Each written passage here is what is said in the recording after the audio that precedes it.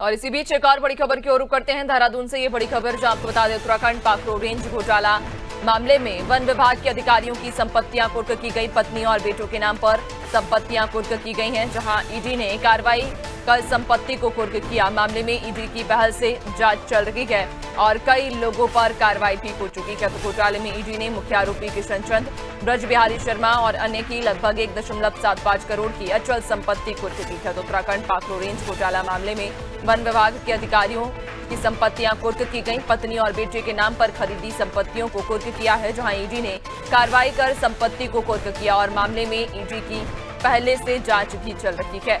जहां मामले में कई लोगों पर अब तक कार्रवाई भी हो चुकी है, जहां ईडी ने मुख्य आरोपी किशन चंद्र और ब्रज बिहारी शर्मा के साथ अन्य की लगभग 1.75 करोड़ की अचल संपत्ति को कुर्क किया। ज्यादा जानकारी लेंगे, सहयोगी सोनू लगातार हमारे साथ बने हुए हैं।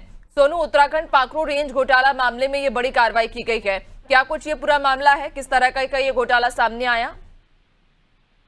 देखिए, ये उत्तराखंड का एक तरीका से हम कह सकते हैं नैन्सी के बहुचर्चित घोटाला है और ऐसे में इस मामले में ईडी लगातार एक्शन ले रही है, जांच कर रही है।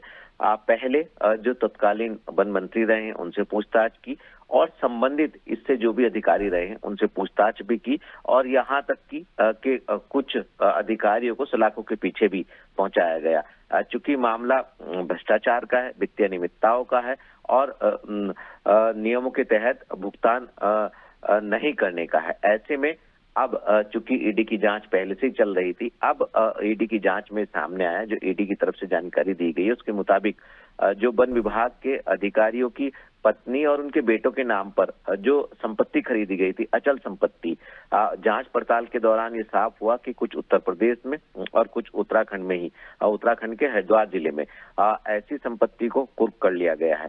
और इसके अलावा जांच की जा रही है, जहां पर जो भी दस्तावेज ईडी की टीम को प्राप्त होंगे, क्योंकि ये पूरा का पूरा कॉर्बेट नेशनल पार्क में अनियमितताओं का मामला है और अवैध रूप से संरचनाएं निर्माण का मामला है। तो ऐसे में इस मामले में अभी जांच की जा रही है। अभी फिलहाल इस अचल संपत्ति को कुर्क किया गया है। आगे भी जब ये जांच जारी रहेगी, इसमें और भी कई खुलासे होंगे और कई और पर भी इसमें गाज गिरने की आशंका व्यक्त की जा रही है। बिल्कुल, यानी कि इस मामले में आगे और भी कई बड़े खुलासे हो सकते हैं, लेकिन अब तक की इस कार्रवाई की बात करें तो इस पूरी कार्रवाई में जितने भी ये जो नाम सामने आए हैं, कहा जा रहा है कि कई मुख्य आरोपी जिनकी करोड़ों की संपत्ति को कुर्क किया गया है, क्या इनसे संबंधित कोई और भी नाम अब तक इस कार्रवाई में सामने आए हैं? देखिए, पूछताछ लगातार जारी है और जांच पड़ताल की जा रही है और तफ्तीश के दौरान जो भी तथ्य सामने आएंगे उनके आधार पर एक्शन लिया जाएगा, क्योंकि पहले भी सलाखों के पीछे भेजा जा चुका है और मामला चूंकि अनियमितताओं का है और खासतौर से वित्तीय अनियमितताएं जो हैं, तो इसमें जो इन अधिकारियों से संबंधित इनके परिजन हैं, इनके रिश्तेदार नातेदार हैं, उनसे भी पूछताछ की जाएगी।